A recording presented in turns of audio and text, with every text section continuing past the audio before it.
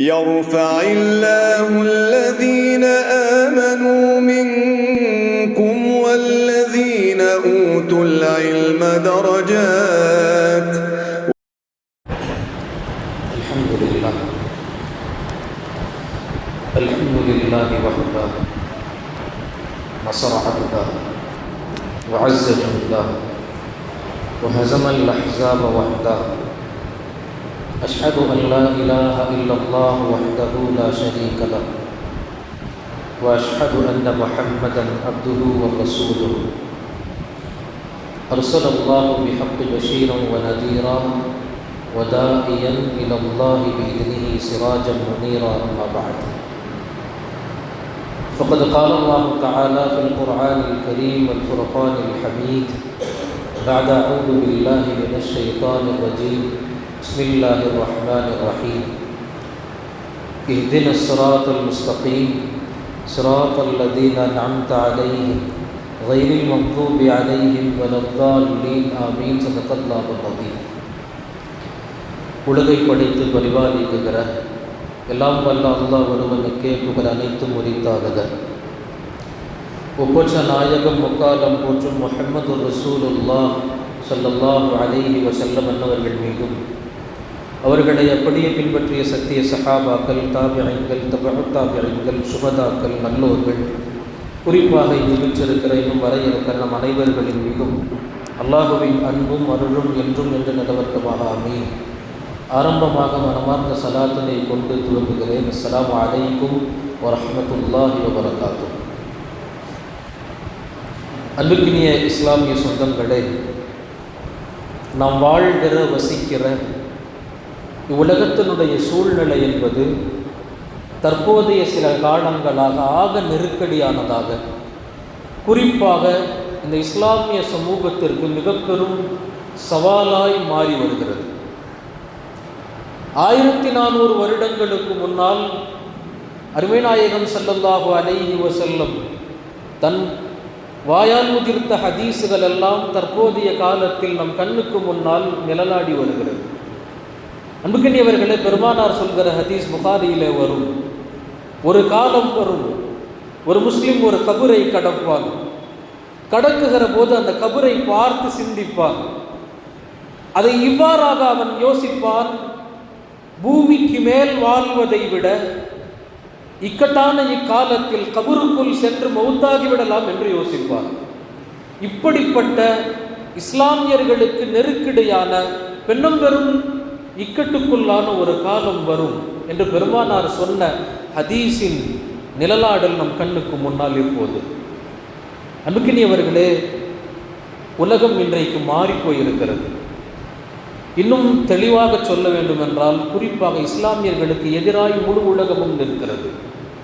உங்கள் எல்லோருக்கும் தெரியும், தொடர்ந்து நடக்குகிற சுமார் 1 வருடத்தை கடந்து நடக்குகிற பலஸ்தீனு போர். பாலஸ்தீனில் தொடங்கி லெபனானில் கை வைத்து இப்போது சிரியா வரைக்கும் விருந்து நிற்கிறது. இன்னும் மேலோக்கும். இது பெருமானாரினுடைய சொல்லது. இன்னும் மேலோக்கும். இது ஒரு புறம். இதில் கவனிக்க வேண்டிய விஷயம் என்ன தெரியுமா? நாம் எல்லோரும் பார்த்திருக்கலாம், தற்போதைய வலைத்தளங்களில் நெஞ்சை உழுக்குகிற நிறைய பதிவுகள். அதில் ஒரு பதிவு நாம் கவனிக்க வேண்டிய விஷயம். நம்மெல்லாம் சும்மா முடிச்சுட்டா வீட்டுக்கு போய் சாப்பிட்டு படுத்துருவோம், இல்லை கடைகள் வேறு வேலைகளுக்கு போவோம். ஆனால் இன்றைக்கு பாலஸ்தீன முஸ்லிம்களுடைய நிலை என்ன தெரியுமா? 2 நாளைக்கு ஒரு வேளை உணவு, அவ்வளவுதான். 2 நாளைக்கு ஒரு வேளை. அதில் வருகிறது, ஒரு குழந்தை 6 வயசு இருக்கும், ஒரு பொம்பளைக்குள்ள 6 வயசு இருக்கும். 2 நாளைக்கு ஒரு வேளை கிடைக்கிற உணவு எல்லோருக்கும் பகிரப்படும். அப்படி பகிர்கிற ஒரு வீடியோ ஒன்று வருகிறது.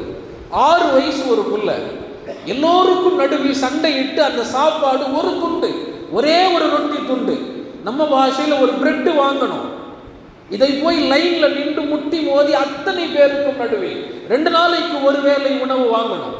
அந்த புள்ள சின்ன வயசுல கிடைக்கிற பாத்திரம் ஏந்தி வரிசையில நின்று போராடி நெரிசல்களுக்கு நடுவில் வாங்கி மீண்டும் வெளியே வருகிறது. அந்த படம் தொடர்கிறது. உண்மையாய் பார்க்கிற உள்ளங்கள் நடுக்கும். எப்படி தெரியுமா? வெளியே வருது, முட்டி மோதல்ல, அந்த கூட்ட நெரிசல்ல சாப்பாடு ஒரு வாயாவது வேணுமேன்னு போய் வாங்கிட்டு வர்ற அந்த நெரிசல்ல அடிபட்டு தலையிலிருந்து ரத்தம் சொட்டுகிறது. ஒரே ஒரு துண்டு பிரெட்டு, அந்த பிரெட்டினுடைய கால்வாசி பகுதி தன் தலையில் சொட்டும் ரத்தம் நினையும் அளவுக்கு கூட அந்த உணர்வு கூட இல்லாமல் ஒரே ஒரு துண்டு ரொட்டிக்காக வேண்டி வாங்கி வந்து அந்த ரத்தம் பட்ட கடைசி ஒரு ஓரத்தை பிச்சு கீழே போட்டு தானும் தன்னுடைய சிறிய சகோதரனுக்கு மூட்டி விடுகிறார். இது உலகத்தின் நிலைமை. இது ஒரு புறம். இன்னொரு புறம் என்ன தெரியுமா? அறிவியல் ஆய்வாளர்கள், உலகத்தின் தங்களை அறிவியல் மேதைகள் என்று பேசுபவர்கள் தற்போது குழம்ப தொடங்கி இருக்கிறார்கள். உலகம் அழிவை நோக்கி நகர்கிறது. நீங்க எல்லாரும் பார்த்துருக்கலாம். நிறைய ஆர்டிக்கல் இன்றைக்கு எழுதப்படுகிறது. அன்புக்கினியவர்களே, அறிவியல் மேதைகள் புலம்புகிறார்கள். இன்னொரு புறம் ஐஸ் ஃப்ரீ டேவை நோக்கி உலகம் நகர்கிறது. அப்படி என்றால் ஆர்டிக் ஓஷன்ல இருக்கக்கூடிய எல்லா ஐஸும் உருக தொடங்கி இருக்கிறது. இது உருகினால் 2027 ஐஸ் ஃப்ரீ டே, உலகத்தில் ஐஸ் இல்லாத நாளாக ஒரு நாள் உருவாகும். அது 2027 என்று நாள் குறிக்கிறார்கள். உலகத்தினுடைய எல்லா அதிபர்களும் இது கலந்து சிந்திக்க வேண்டும். நடக்குகிற போரை விட இது ஆக மோசமானது. கிளைமேட்டிக் எமர்ஜென்சி என்று பேசுகிறார்கள். உலகம் கொரோனாவுக்கு எவ்வளவு கவனம் செலுத்தியதோ அதை விட 10 மடங்கு அதிகமாக எல்லா நாட்டின் அதிபர்களும் மக்களும் தன்னுடைய வாழ்வியல் சூழலை அதற்கு ஏற்றவாறு அமைத்து அதை உருவாக்க செயல்பட வேண்டும் என்று இன்றைய ஆய்வாளர்கள் கொந்தளிக்கிறார்கள். ஏன் தெரியுமா?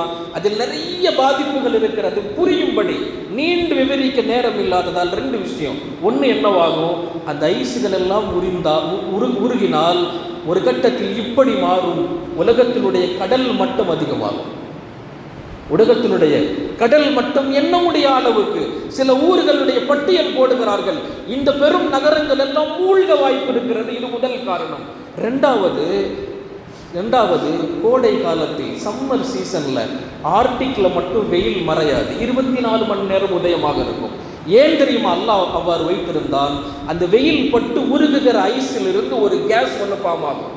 அந்த கேஸ் என்பது உலகத்தை மூழ்க சூழ்ந்து கொள்ளும். அது என்ன வேலை செய்யும் தெரியுமா? சூரியனிலிருந்து வருகிற கதிரை டைரக்டா பூமியை தொடாமல் பாதுகாத்து பூமியை சீரான நிலைமையில் வைத்திருக்கும். இன்றைக்கு அந்த ஐஸ் முழுக உருகினால் பெரும் ஆபத்து, விவசாயிகளுக்கும் உணவு பஞ்சம் ஏற்படும் சூரிய கதிரால் என்று பேசுகிறார்கள். இப்படி ஒரு கூட்டம்.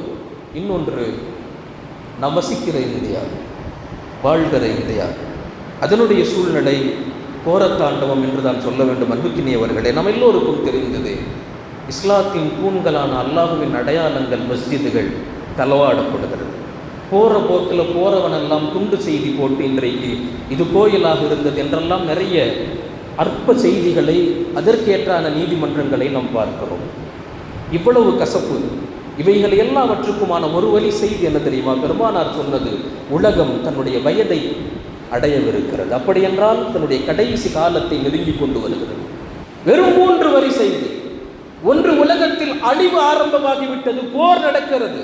எப்போது வேண்டுமானாலும் உலக போராக மாறலாம். பட்டினி பஞ்சம் உயர்ந்திருக்கிறது. அதே போல் அநீதம் தலைவிரித்தாடுகிறது. ஆனால் இதில் இன்னும் பெரும் ஆச்சரியம் என்ன தெரியுமா? இவை எல்லாவற்றையும் அறிந்து புனிர்ந்து செயலாற்றுகிற இஸ்லாமிய சமூகம் இவையெல்லாம் அன்றாட படிக்கும் செய்தியாக படித்து தாளை திருப்புவதை போல் கடப்பதுதான் பெருமாச்சரியம். அதுக்கு இவர்கள் இப்படி எத்தனை நிகழ்வுகள் சொல்லலாம். எங்கள் பகுதி நல்லா இருக்கு, நாங்கள் நிம்மதியாக இருக்கிறோம். இல்லை, இன்றைக்கும் எத்தனையோ கண்ணுக்கு தெரியாத பல சக்திகள் அவைகளை எல்லாம் ஆக்கிரமிக்க நம் பகுதிகளையும் அதுபோன்று மாற்ற துடித்து கொண்டிருக்கிறது. விழித்து கொள்ள வேண்டும் அன்பானவர்களே. நான் கேட்கிற ஒரு கேள்வி, எத்தனை வாலிப சமூகங்களுக்கு இது சார்ந்த கவலைகள் உண்டு? முதலாவது, இன்னைக்கு நம்ம பசங்கள்கிட்ட கேட்டால் 2025 ஐபிஎல் ஸ்குவாட் என்னன்னு தெரியும். ஒவ்வொரு டீமில் யார் யார் விளையாட போகிறான்னு தெரியும். நம் சமூகத்திற்கு இணைக்கப்பட்ட இன்னல்கள் என்னவென்று தெரியுமா? இப்படி பட்டினியாக 6 வயது பிள்ளை தட்டை ஏற்றி நிற்கிற சூழல் தெரியுமா? தெரியாது. அன்புக்கினியவர்களே, இதுதான் நாம் வீழ்ச்சி என்கிறோம். இதுதான். எனவேதான் உலமாக்கள் சொல்கிறார்கள், ஸ்பெயினை நோக்கிய இந்தியா இன்றைக்கு. அன்புக்கினியவர்களை விழித்துக் கொள்ள வேண்டிய தருணம் இது, விழித்துக் கொள்ள வேண்டிய தருணம். இப்படிப்பட்ட இக்கட்டான சூழலில் குடியிருக்கிற நாம் நம்முடைய வாழ்க்கை தரத்தை எப்படி மாற்றணும்? குர்ஆன் 5 வழிகள் சொல்கிறது. 5 வழிகள். அதில் முதலாவது என்ன தெரியுமா? அல்லாஹ்வினுடைய ஞாமத்தை கண்ணியத்தோடு கவனித்து அந்த ஞாமத்துக்கு நன்றி செலுத்துதல். இதை கவனிக்கணும். அல்லாஹ் அருளிய ஞாபகத்தை கண்ணியத்தோடு பார்த்து அதற்கு நன்றி செலுத்துதல், இது முதலாவது. இது குர்ஆனில் அல்லாஹ் தந்திருக்கிற ஆகப்பெரும் படிப்பினை ஒரு சமூகத்திற்கு. நம்ம எல்லோரும் பலமுறை கேள்விப்பட்டிருக்கிற வசனம் அல்லாஹ் குர்ஆன்ல சொல்லுவான், லஇன் ஷக்கர்தும் லஅஸீதன்னகும், அடியார்களே உங்களுக்கு நான் வழங்கியதை கொண்டு நிறைவாய் அடைந்து அதற்கு நீங்கள் அல்லாஹுவை புகழ்ந்தால் லஅஸீதன்னகும், உங்களுக்கு அதை பன்னம் பெரிதாய் பெருக்கி தருவோம், நிறைய கூட்டி தருவோம். தொடர்ந்து பேசுவான், வலஇன் கஃபர்தும், நீங்கள் அதை உதாசீனப்படுத்தினால், உதறி தள்ளினால், இன்னாதாபில ஷதீத், என் கடுமையான வேதனை எதிர்நோக்குங்கள் என்று அல்லாஹ் பேசுவார். அன்புக்கினியவர்களே, இன்றைக்கு உலகத்தில் அதுதான் நடக்கிறது. ரஷ்யாவினுடைய கம்யூனிஸ்ட் புரட்சி நம் பகுதியில் இருந்து பாகிஸ்தானிலிருந்து ஒரு பெண்ணும் பெரும் ஆலிம் தற்போது காலத்திலும் உயிரோடு இருக்கிறார். அவர் போனார் ரஷ்யாவுக்கு போய் ஆய்வு செய்வதற்காக வேண்டி.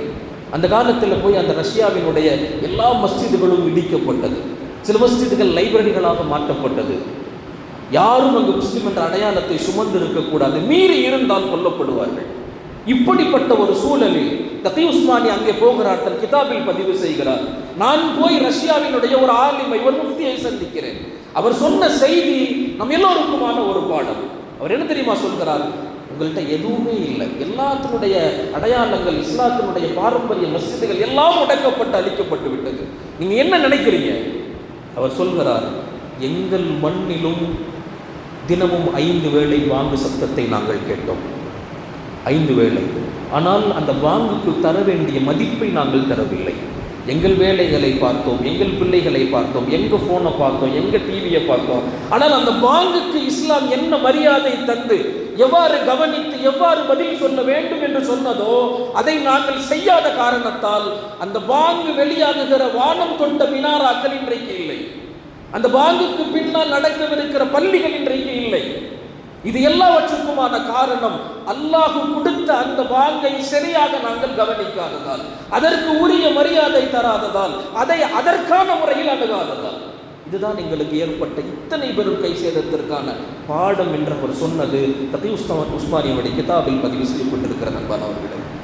யோசிச்சு பாருங்கள், இன்னைக்கு நாமும் எத்தனை பள்ளிகளோடு எவ்வளவு தொடர்போடு இருக்கிறோம், என்ன மரியாதை தருகிறோம். நிறைய பள்ளிகளில் பள்ளிகளுக்கான உரிமைகள் மீறப்படுகிறது, அதற்கான மரியாதைகள் மீறப்படுகிறது. இது அல்லாஹ்வினுடைய பூமி இல்லையா? அன்பானவர்களே, நான் ஒரு செய்தி சொல்கிறேன். நம்முடைய வாழ்க்கையில் என்னென்னவோ செஞ்சிருப்போம் இல்லையா? என் மனைவிக்காக, என் தாய்க்காக, என் அத்தாவுக்காக இது பிடிக்கும், எனவே நான் செய்கிறேன். என் அம்மாவுக்காக செய்கிறேன், என் மனைவிக்காக, என் பிள்ளைகளுக்காக வென்று எத்தனையோ வாழ்க்கையில் எத்தனை தருணங்களை அர்ப்பணித்திருப்போம், துளைத்திருப்போம். ஆனால் இந்த மஸ்ஜிதுகள் இருக்கிறது, இது அல்லாஹுக்கானது. அஹப்புல் பிலாதி இலல்லாஹி மசாஜிதுஹா, அல்லாஹுக்கு இருக்கிறதிலேயே பூமியில் பிரியமான இடம் அவன் இல்லம். என் ரப்புக்காக மஸ்ஜிதுகளோடு தொடர்பு வருவோம், அல்லாஹ் இதை பாதுகாப்பான். அன்பானவர்களே, முதலாவது விஷயம் அல்லாஹ் சொல்வது, நீங்கள் நாம் கொடுத்த ஞாபகத்தை கண்ணியமான முறையில் பார்த்து அதற்கு நன்றி செலுத்துங்கள், அல்லாஹ் அதில் அபிவிருத்தி செய்வான், அல்லாஹ் பாதுகாப்பானாக. இது முதலாவது நாம் மேற்கொள்ள வேண்டியது. ரெண்டாவது என்ன தெரியுமா? அல்லாஹ்வினுடைய நெருக்கம். எப்படி அல்லாஹ் நெருக்கம் அடைகிறது? இதை அல்லாஹுவே சொல்கிறார். புகாரில் வந்த ஒரு ஹதீஸே குதுசி, அல்லாஹ் பேசுகிறான். அந்த ஹதீஸை பெருமானார் ஸல்லல்லாஹு அலைஹி வஸல்லம் சொல்கிறார்கள். அல்லாஹ் பேசுகிற அற்புதமான ஒரு ஹதீஸ். எப்படி தெரியுமா? அல்லாஹ் அந்த ஹதீஸை இவ்வாறு தொடங்குவான், மன் ஆதா லி வலியன் ஃபக்கத் ஆதன்துஹு பிஹர்ப். ஹதீஸ் இப்படி தான் தொடங்கும். யார் என் அடியானை தொட்டானோ அவனுக்கு எதிராக நான் போர் பிரகடனம் செய்கிறேன், அவனுக்கு எதிராக நான் போர் கொடி தூக்குகிறேன். ஹதீஸ் இப்படி தான் ஆரம்பமாகும். மன் ஆதா லி வலியன் ஃபக்கத் ஆதன்துஹு பிஹர்ப், அவனோடு நான் போருக்கு நிற்கிறேன் என் அடிமையை தொட்டால். பத்ர் களத்தில் இதுதான் நடந்தது. அல்லாஹ் பத்ரை பற்றி குர்ஆன்ல சொல்வான். எத்தனை தடவை அந்த சம்பவங்கள் நம் காதுபட. அன்பானவர்களை யோசித்து பாருங்க. பத்ர் களத்தை பற்றி அல்லாஹ் சொல்லுவான், ஃபலம் தக்துலுஹும் வலாக்கின் அல்லாஹ் கதலஹும் வமா ரமைத இத ரமைத வலாக்கின் அல்லாஹ் ரமா. பத்ர் களத்தில் நீங்கள் நின்றீர்கள், ஆனால் எதிரிகளை நீங்கள் கொல்லவில்லை. வலாக்கின் அல்லாஹ் கதலஹும், அல்லாஹ் கொன்றான். அம்புகள் ஈட்டுகள் உங்கள் கையில் இருந்து நீங்கள் வைத்திருக்கலாம், ஆனால் எரிந்தது அல்லாஹ். வலாக்கின் அல்லாஹ் ரமா, நான் எரிந்தேன். எதிரிகள் முன்னால் வருவதற்கு முன்னால், இஸ்லாமிய படைக்கு முன்னால் தன் மலக் என்னும் படையை அனுப்பி உதவியது அல்லாஹ். அந்த அல்லாஹ் சொல்கிறான், என் அடியானை நீங்கள் தொட்டா அவனுக்கு பகரமாக நான் வருவேன். ரஷ்யா வரும், அது வரும், இது வரும். இல்லை, அல்லாஹ் சொல்கிறான் நான் வருவேன். இந்த தரத்தை அடையணும்னா என்ன செய்யணும்? பின்னாடி ஹதீஸில் அல்லாஹ் தொடர்கிறார். என்ன தெரியுமா? வமா தகர்ரப இலா அப்தி பிஷைஇன் அஹப்பு இலைய மிம்ம ஃப்தரதுஹு அலைஹி. இந்த அளவுக்கான தரஜாவை, அந்தஸ்தை நீங்க அடையணுமா? நான் சொல்கிறேன், என்ன தெரியுமா? என் அடியானுக்கு நான் பிரியப்பட்டு ஃபர்தாக்கிய ஃபர்தை அவன் சரியாக நிறைவேற்றினால் அவனுக்கு இந்த அந்தஸ்து கிடைக்கும். இவ்வளவுதான். மிம்ம ஃப்தரதுஹு அலைஹி, நான் பிரியப்பட்டு அவனுக்கு ஃபர்தாக்கியது. இந்த ஃபர்து என்ன செய்யும்? அந்த 5 வேளை தொழுகை என்பது, உதாரணமாக 5 வேளை ஃபர்து என்பது அவனை தூண்டும், எனக்கு மீது உள்ளான ஆசை அதிகப்படுத்தும். செஞ்சு அவன் என்ன செய்வான்னா, மா யஸாலு அப்தி யதகர்ரபு இலையின் நவாஃபில், அவன் நஃபில்களில் அதிகம் ஆர்வம் செலுத்துவான்.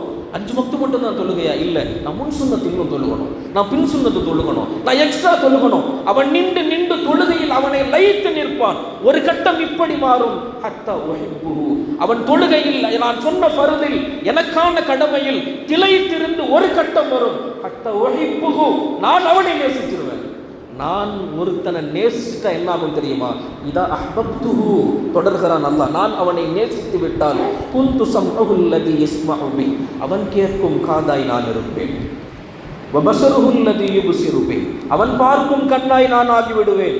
வயதுஹு அல்லதி யப்திஷு பிஹா, அவன் பிடிக்கும் கரமாய். வரிஜுலு அல்லதி யம்ஷி பிஹா, அவன் நடக்கும் காலாய். என்ன தெரியுமா? நான் அவன் கிட்ட அவ்வளவு நெருக்கமா வந்துருவேன்னு பொருள். அவ்வளவு நெருக்கமாக வந்துடுவேன் பொருள். இந்த கட்டத்திற்கு பின்னால் என் அடியான் அமர்ந்து என்னிடத்திலே வலஇன் சஅலனி லஅத்தியன்னஹு, ஏதாவது வேணும் ரப்பேன்னு கேட்டால் லஅத்தியன்னஹு, கண்டிப்பாக தருவேன்.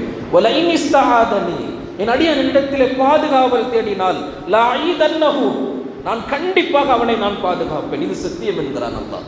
இந்த ஹதீஸ் இவ்வாறு முடிவு பெறும். அன்புக்கினியவர்களே, யோசியுங்கள், எது பலம் யோசியுங்கள். அல்லாஹ்வுடைய சுன்னத்து என்ன தெரியுமா? அல்லாஹ்வுடைய சுன்னத்து ரொம்ப அற்புதமாக இருக்கும். நீங்கள் குர்ஆனுடைய வசனங்கள் எல்லாம், வரலாறுகள் எல்லாம் படிக்கும்போது அல்லாஹ் மூசாவை எதிர்க்க, மூசா அலைஹிஸ்ஸலாமுக்கு ஃபிரௌனை எதிர்க்க அனுப்பினார். ஃபிரௌன் பெரும் படை, ஒரு சாம்ராஜ்யம், அது உலகத்தில் பெரும் சாம்ராஜ்யம் என்று முஃபஸ்ஸிரீன்கள் பேசுகிறார்கள் அன்றைய காலத்தில். அவ்வளவு பெரிய சாம்ராஜ்யத்தை எதிர்க்க ஒரே ஒரு ஆள். அவனிடத்தில் இல்லாத படையா, அவனிடத்தில் இல்லாத பலமா, அவனிடத்தில் இல்லாத செல்வமா? அல்லாஹ் மூசாவை அனுப்புகிற போது அலைஹிஸ்ஸலாத்து வஸலாம் கையில் கொடுத்தது ஒரே ஒரு ஆசா, ஒரு குச்சி. பெரும் படையால் கடலினுடைய அலையை கூட தடுக்க முடியல. அந்த ஒத்த குச்சி கடலை பிளந்தது. இது வரலாறு இல்லையா? என்ன சொல்கிறான் தெரியுமா? அல்லாஹ் சாதாரண விஷயங்களை வைத்து பெரும் படைகளை சாய்க்கும் ஆற்றல் உள்ளவன். எங்ககிட்ட என்ன இருக்குது, எங்க முஸ்லிம்கள்ட்ட என்ன இருக்குது? எங்களிடம் அல்லாஹ் இருக்கிறான். இந்த உணர்வு, இந்த யகீன் தான் குர்ஆன் போதிக்கிறது. இதில் பயணமிட்டவர்கள் தான் சஹாபாக்கள். அன்பானவர்களை, வரலாற்றை திருப்பி பாருங்க. போருக்கு முன்னால், பத்ருக்கு முன்னால், உஹதுக்கு முன்னால், கந்தக்குக்கு முன்னால், காலையில் போர் என்றால் இரவெல்லாம் தொழுகை, இரவெல்லாம் முஸல்லா. அவர்கள் முதல் கண்ட போர்க்களம் முஸல்லா. எனவே தான் காலையில் நடக்கிற போரில் வெற்றி வாகை சூடினார்கள் என்பது வரலாறு. இந்த முதல் பகுதியை அழிச்சிட்டா இஸ்லாமினுடைய பிரம்மாண்டம் என்பது இல்லை, இஸ்லாத்தினுடைய ராஜபாட்டை இல்லை. ஆனால் இன்றைக்கு முஸல்லாக்கள் வீணாக்கப்படுகிறது. போர்க்களத்துக்கு போலான்னா பைசா மிஞ்சாது. இதுதான் உண்மை அன்பானவர்கள். இதுதான் இஸ்லாம் தருகிற பாடம். அது என்கிட்ட வா, உனக்காக நான் இருக்கிறேன் அல்லாஹ் சொல்கிறான். முதல் கட்டமாக. இரண்டாவதாக என்ன தெரியுமா? ஃபர்துகளின் மூலமாக அல்லாஹுவை அடைதல். இதை தான் நல்லா சொன்னான். கம்மின் ஃபிஅத்தின் கலீலத்தின் கலபத் ஃபிஅத்தன் கதீரா பிஇذنில்லாஹ். இன்னைக்கு உலகம் உங்களை சிறுபான்மையர்கள்னு சொல்லும். ஆனால் கம்மின் ஃபிஅத்தின் கலீலத்தின், எத்தனையோ சின்ன படைகள் பெரும் சாம்ராஜ்யங்களை என் பலத்தால் அளித்ததுண்டு. பிஇذنில்லாஹ், அல்லாஹ்வினுடைய உதவியால் அளித்ததுண்டு. நாம் தேட வேண்டியது அந்த ரப்பினுடைய உதவியை. அது கிடைப்பதற்கான வாய்ப்பை அல்லாஹ் சொல்வது ஃபர்துகளை சரியாக்குங்கள். நீங்கள் யோசிச்சு பாருங்களேன். உலமாக்கள் எழுதுவார்கள் கிதாபில், ஃபர்து ஜும்மாவுக்கு எத்தனை பேர் வர்றோம்? அசரில் இந்த கூட்டம் எங்கே? அடுத்த வக்து அசரில் இருக்காது, அடுத்த வக்து மஹ்ரிபில் இருக்காது, அடுத்த வக்து ஃபஜ்ரில் இருக்காது. ரொம்ப கஷ்டம். உலமாக்கள் சொல்வார்கள், ஒரு கூட்டம் மனசார தொழுகையில் நின்று அல்லாவை யோசிக்கலாட்டி பரவாயில்ல, ஆனால் பள்ளிகள் 5 வக்து நிரம்பி இருந்துச்சுன்னா இந்த சமூகத்திற்கு என்ன கிடைக்கும் என்று தனி கிதாபே எழுதப்பட்டிருக்கிறது. அதில் சொல்கிற 2 முக்கியமான விஷயங்கள் நான் சுருக்கமாக சொல்கிறேன். ஒன்று என்ன தெரியுமா? 5 வக்தும் தொழுகை நடக்கிறது, பள்ளி நிரம்பி நிற்கிறது. அல்லாஹ் அந்த பகுதியில் 2 விஷயத்தை ஏற்படுத்துவான். ஒன்று கண்ணியம் ஏற்படுத்துவார். இஸ்லாமியர்களை பார்த்தால் மதித்த வரலாறுகள் உண்டு, கண்ணியம்.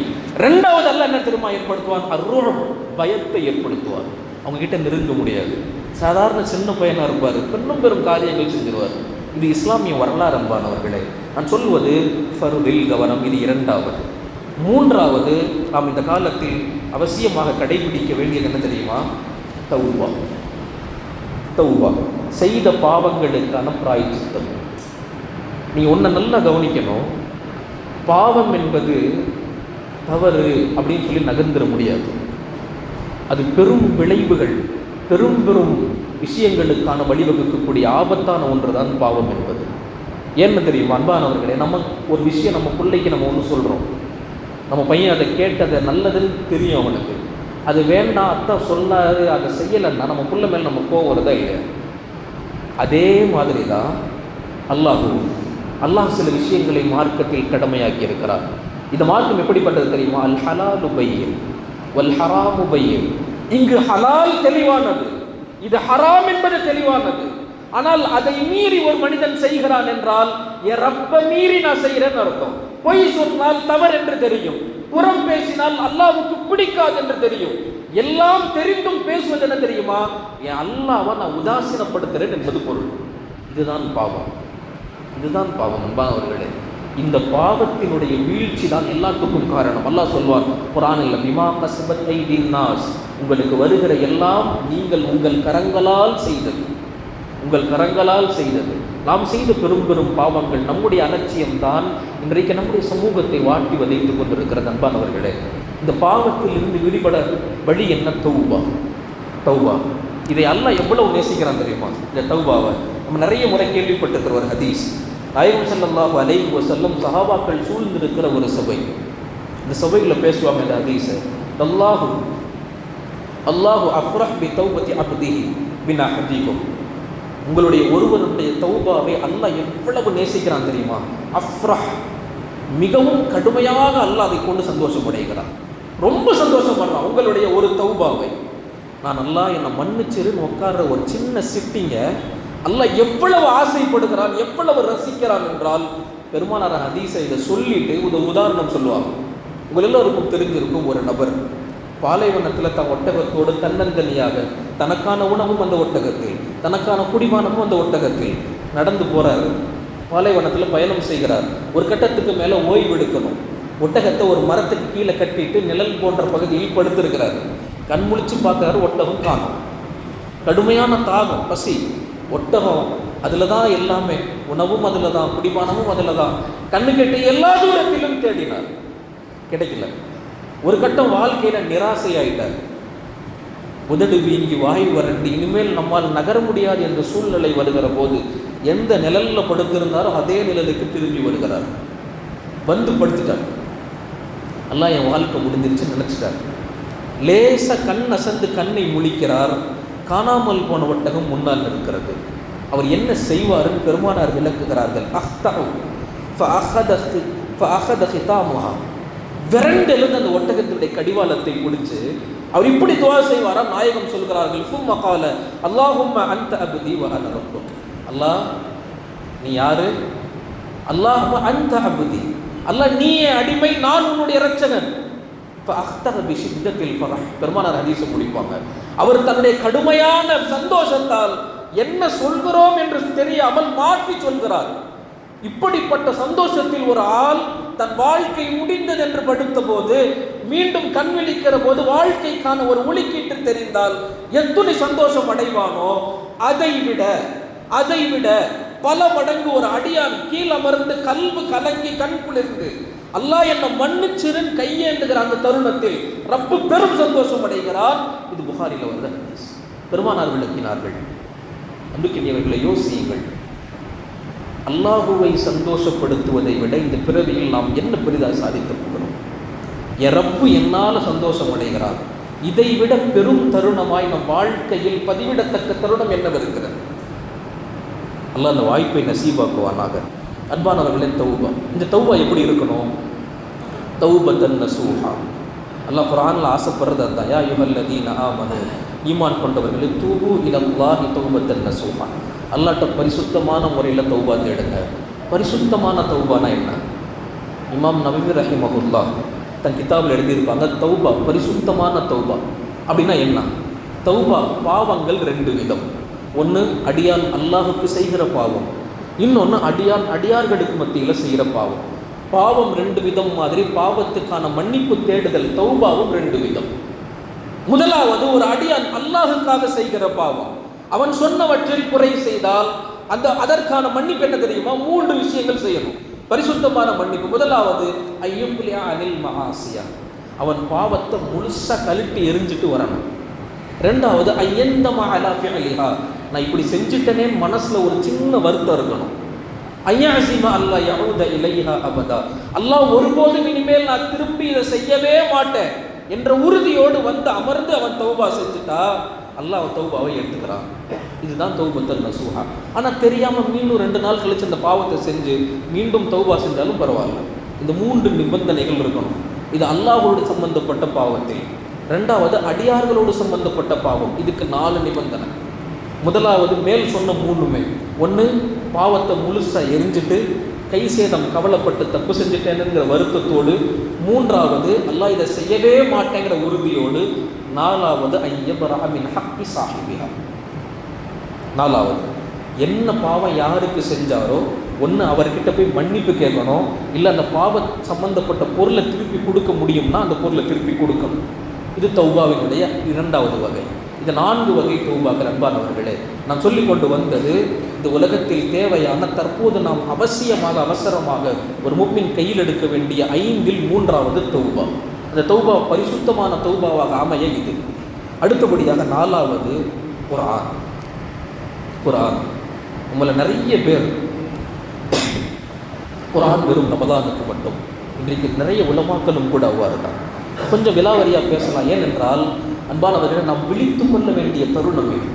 பயான் கேட்டோம், போனோம், இல்லை, நாம் யோசித்து கொஞ்சம் நம்மை மாற்றிக்கொள்ள வேண்டும். நாம் வாழ்கிறோம், அடுத்து என் மகன் வாழ்றதுக்கு என்ன செய்யறது இந்த பூமியில்? நீங்க சொத்து சேகரித்து வைக்கலாம், எத்தனையோ விஷயங்கள் செய்யலாம், கடை சம்பாத்தியம், வீடு கட்டுதல், அவனுக்காக பேங்க்ல பேலன்ஸ் எல்லாமே செய்யலாம். அவனை நாளைக்கு இந்த ஊர்ல வாழ கூட விட மாட்டான். அந்த சூழ்நிலை வருகிறது. அவனால் இன்று 5 வேளையில் 1 வேளை கூட சரியாக நிம்மதியாக தொழக்கூட முடியாது உங்களை போல். அப்படிப்பட்ட சூழ்நிலை வரை காத்து கொண்டிருக்கிறது. எனவே இவைகள் எல்லாவற்றையும் விட இது அவசியம். இது அவசியம். அன்பானவர்கள், 4வது குர்ஆனோடு இணைதல். இந்த குர்ஆன் என்ன தரும் தெரியுமா? அந்த சமூகத்திற்கு ஒன்று பெரும் பலம் தரும், 2வது தைரியம் தரும். இன்னைக்கு சமூகத்தில் உண்மையா நாம் துணிச்சல் இல்லாதவர்களாக இருக்கிறோம். மீறி துணிச்சல் இருந்தாலும் அதை எப்படி பயன்படுத்தணும்னு தெரியாமல் இருக்கிறோம். இந்த குர்ஆன் என்ன தெரியுமா தரும்? தைரியம் தரும். இப்னு அப்பாஸ் ரலியல்லாஹு அன்ஹு ஒரு நிகழ்வு பதிவு செய்வார்கள். இப்னு மஸ்ஊத் ரலியல்லாஹு அன்ஹு ஒரு சஹாபி, ரொம்ப போற்றத்தக்க ஒரு சஹாபி. மக்காவினுடைய காலம், நேராக போய் குர்ஆன் ஓதணும் காபால, யாரு தயார்? பேசுகிறாங்க. இப்னு மஸ்ஊத் ஒரு அடிமை சஹாபி, அவர் நிற்கிறாரு, நான் ஓதுறேன். சஹாபாக்கள் எல்லாரும் சொல்கிறாங்க, நீங்கள் ஓத வேண்டாம். இஸ்லாத்தினுடைய ஆரம்ப கட்டம் அது. இதுவரைக்கும் பகல்ல காபால யாரும் குர்ஆன் ஓதியதில்லை. ஒரு ஆள் போய் ஓதணும். ஒரு குடும்ப பாரம்பரியம் இருந்தால் குறைஷிகள் கொஞ்சம் பயந்து விடலாம். ஆனால் நீங்கள் சாதாரண அடிமை வம்சத்தை சார்ந்தவர், நீங்கள் போகக்கூடாது. உங்களை எதுவுமே இல்லாமாக்கிடுவாங்க, ஏன் குலையும் செய்யலாம். அந்த ஹதீஸில் வருகிறது. இப்னு மஸ்ஊத் சொல்கிறாங்க, யா ரசூலல்லாஹ், நான் தான் ஓதுவேன். காலை நேரம் குறைஷிகள் எல்லாம் காபாவை சுற்றி உட்காந்து பேசிகிட்டு இருக்கிறாங்க. இப்னு மஸ்ஊத் காபாவின் திரைக்கு முன்னால் என்றார், அவுது பில்லாஹி மினஷ் ஷைத்தானிர் ரஜீம், பிஸ்மில்லாஹிர் ரஹ்மானிர் ரஹீம். பிஸ்மில்லா சொன்ன உடனே அரபுகள் எல்லாம் அவரை கவனிக்கிறாங்க. என்ன செய்கிறாரு? அர் ரஹ்மான் அல்லமல் குர்ஆன் தொடர்ந்து ஓதுகிறார். 3 ஆயத்து கடந்தது. இவர் பெருமானாருக்கு இறங்குகிற வஹ்யை ஓதுகிறார். ஒரு சாதாரண அடிமை வம்ச மகனுக்கு என்ன தைரியம்? குறைஷிகளுக்கு முன்னால் பட்ட பகல்ல யாரும் இதுவரைக்கும் ஓதியதல்ல காபாவில், எல்லாருக்கும் முன்னாலும் குர்ஆன். அந்த பெருமை இப்னு மஸ்ஊதுக்கு சாரும். எல்லாரும் போட்டு அடிச்சாங்க. கடைசியாக குத்துயிரும் குலையுயிருமாய் மீண்டும் வருகிற போது சஹாபாக்கள் எல்லாரும் சொன்னாங்க, அபூபக்கர் உட்பட, நாங்கள் தான் சொன்னோமே நீங்கள் போக வேண்டாம்னு. நிலைமையை பார்த்தீங்களா? பெருமசூத் சொன்ன வார்த்தை என்ன தெரியுமா? பெருமானாருக்கு முன்னால் நாயகம் ஸல்லல்லாஹு அலைஹி வஸல்லம் இதை கேட்டு அவங்க கவலைப்படல, சந்தோஷப்பட்டாங்க. அந்த வார்த்தையை கேட்டு என்ன சொன்னார்கள் தெரியுமா? யா ரசூலல்லாஹ், இதற்கு முன்னால் வரைக்கும் குறைஷிகளுக்கு முன்னால் நிற்கக்கூட எனக்கு பயம், அவங்க முன்னாடி தலை உயர்த்தி பேசக்கூட பயம். ஆனால் எப்போது அல்லாஹ்வின் வேதத்தை எல்லாருக்கும் முன்னாலும் அந்த காபாவின் நடுவில் நின்று சத்தமிட்டு ஓதினேனோ, என் ரப்பு என் மனதில் ஒரு ஈரத்தை போட்டான். என்ன தெரியுமா? இனிமேல் குர்ஆனை யாருக்கு முன்னால் வேண்டாலும், மீண்டும் அவர்களுக்கு முன்னாலும் ஓதுகிற துணிச்சல் அந்த குர்ஆன் எனக்கு தந்தது. நான் மீண்டும் ஓதுறேன். நிற்க கூட முடியல. யோசிங்கள் அன்பான, இது குர்ஆன் தந்திர பலம். இதை வேற எந்த கருவிகளாலேயோ எந்த தலைமைகளாலேயோ யாராலையும் தர முடியாது. இது 4வது. அன்பானவர்களே, கடைசியாக 5வது, நேரமின்மையால் நான் நிறைவுக்கு வருகிறேன். ஒற்றுமை. இந்த சமூகம் எத்தனையோ சமூக நல்லிணக்க மாநாடுகள் வைக்கிறது, நான் அதை குறையே சொல்லலை. ஆனால் இந்த சமூகத்துக்குள்ளே இணக்கம் இல்லாமல் ஏனைய சமூகத்தோடு இணக்கம் வாடுறது அது எந்த வகையில் சாத்தியம்? யோசியுங்கள். அது அவசியம், நான் குறை சொல்லவில்லை. ஆனால் முதல் கவனம் நமக்குள்ளான தொடர்பு, இஸ்லாமியர்கள் என்ற ஒரு கோட்டில் ஒன்றிணைதல். இது உலகத்தில் பெரும் புரட்சி ஏற்படுத்தும். பெருமானார் செய்த ஆகப்பெரும் புரட்சி மதீனாவில் அப்துல்லா பின் உமர் ரலியல்லாஹு அன்ஹு அவர்கள் சொல்லுவார்கள், பெருமானார் எங்களுக்கு இந்த உலகத்தில் செய்த மிக பெரும் புரட்சி என்ன தெரியுமா? மதீனாவிற்கு வந்து சம்பந்தமே இல்லாத 2 தோழர்களை கலிமா என்ற ஒரே கோட்டில் இணைத்தார்கள். அதில் மதீனாவும் மக்காவும் இணைந்தது, முஹாஜிரின்களும் அன்சாரிகளும் இணைந்தார்கள். இஸ்லாம் பலமானது. இதே கொள்கை, இதே இணைப்பு தற்போதைய காலத்திலும் தேவை. அல்லாஹ் தருவானாக. இந்த 5 விஷயங்களையும் சரியான முறையில் அமல் செய்து மறைகிற தௌஃபீகை தந்து அதன் பாக்கியத்தினால் இழந்த எல்லா பெருமைகளையும் மீண்டும் பெற அல்லாஹ் வாய்ப்பை தருவானாக என்று கூறி, வருங்கால சமூகத்தை அல்லாஹுக்கு உகந்த சமூகமாக வளர்க்கிற தௌஃபீக்கினை அல்லாஹ் தருவானாக. அதன் பாக்கியத்தினால் இஸ்லாத்தினுடைய பெருமையை ஊரெங்கும் உலகெங்கும் உரைக்கிற தௌஃபீக்கை அல்லாஹ் நம் அனைவர்களுக்கும் தருவானாக என்று கூறி நிறைவு செய்கிறேன். வாஹிரு தஅவானா அல்ஹம்துலில்லாஹி ரப்பில் ஆலமீன். அஸ்ஸலாமு அலைக்கும் வரஹ்மத்துல்லாஹி வபரகாத்துஹு.